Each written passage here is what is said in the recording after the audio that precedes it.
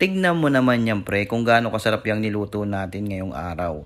Iba din pala kapag lai ka sa hirap no, iba din kapag hinasa ka ng magulang mo sa mga pagkain ng gulay. Walang arte at walang pinipiling ulam, kung ano yung nasa mesa yun yung kakainin namin. Ang sarap lang isipin na dati ikaw yung nagtatanong sa magulang mo kung anong uulamin. Tapos ngayon magulang ka na, ikaw naman ang magluluto para sa mga anak mo. Ang bilis lang talaga ng panahon ano, ganun talaga, wala namang permanente sa mundo kundi ang pagbabago. Kaya sa batang ako, diyan ka na lang muna, ang hirap ng mundo ngayon dito. Masyado nang magulo. O siya, tama na muna yung intro natin, sobrang haba na. Tara, luto tayo. Sa kawali mga tol, sisimulan natin ng pagluluto. Magpapainit lang tayo ng mantika at isusunod na natin yung nabili nating liempo. Pinakuluan ko nga lang pala yan ng 20 minutes kanina nang sa ganon madali nating masangkot siya. Tapos yung pork stock niyan, tinabi muna natin kasi gagamitin natin mamaya sa pagluluto ng chop suey. Siya nga pala mga bossing ko, kung nandiyan ka pa at nanonood pa rin hanggang ngayon, mag-comment ka lang dyan sa baba nang sa ganon ay makamusta man lamang kita kahit papaano. At kung gusto mong sumali sa ating pag-games next week, huwag mong kalimutang pusuan ang ating mga content at i-share mo na rin ang aking mga video sa iyong mga kaibigan. At baka isa ka sa mapipili kong mabigyan ng pang-ingredients. Siguraduhin lamang mga bossing na i-share nyo ang aking video na naka-public viewing para pag chinek ko yung profile nyo, madali ko na itong makikita.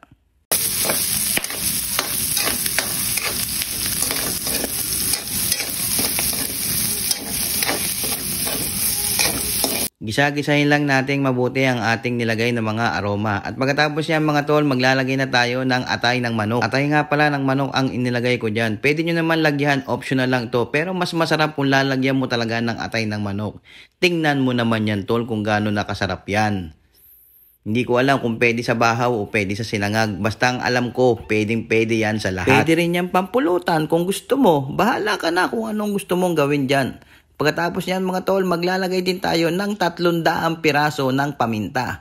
Ganun lang uli ang proseso mga tol, gisa-gisahin lang natin hanggang mag-mix yung kanyang lasa. Share ko na rin pala sa inyo mga bossing ko kung bakit ako nagpapagames ngayon dito sa Facebook page ko.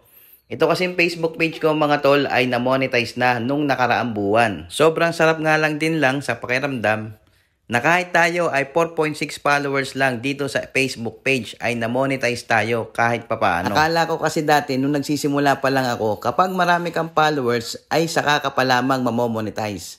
Mali pala ang aking nasa sa isip noon. Kaya pala hindi ako nakikipag-follow to follow. Alam mo kung anong ginawa ko? Gumawa lang ako ng maraming content. Ay bakit ka naman kasi magpaparami ng followers? Ay hindi naman paramihan ng followers dito, kundi ang pinasukan mo dito ay content creator. Kaya dapat mong gagawin mga tol, kung ikaw ay nagsisimula pa lamang, gumawa ng maraming content hanggang sa mamonetize ka. Saka mo ako balikan kung totoo yung aking sinasabi. At kabilin-bilinan sa akin ng mamay, kapag magluluto ka ng chop suey, dadamihan mo ang gulay. Ay wari ko naman ay hindi masarap pag walang gulay ang chop suey.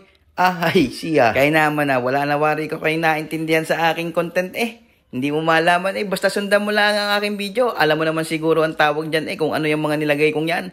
O ano, paano? Ay kakainin ko na muna kanina pa ako daldal hindi ko napapansin. Nakakagawa na pala ako ng chop suey.